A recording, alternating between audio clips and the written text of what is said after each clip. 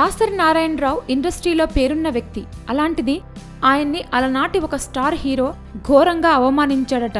ఈ విషయం స్వయంగా ఆయనే వెల్లడించారు. ఆ హీరో ఎవరో కాదు, అక్కినేని నాగేశ్వరరావు అని ఆయన చెప్పారు.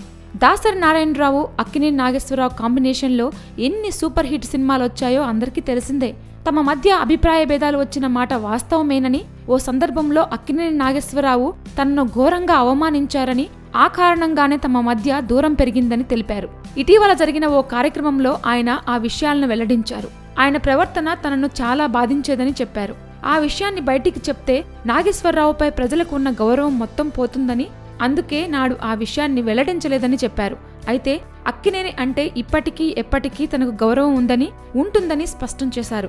అలాగని అక్కినేని తనకు చేసిన అవమానాన్ని కూడా ఎన్నటికీ మర్చిపోలేనని, ఆ అవమానమేంటో ఎప్పటికీ ఎవరికీ చెప్పనని, దాన్ని నా మనసులోనే దాచుకుంటానని దాసరి స్పష్టం చేశారు. ఆనాటి అవమానం గురించి మరి దాసరి ఇప్పుడెందుకు బయట పెట్టాడో ఆయనకే తెలియాలి.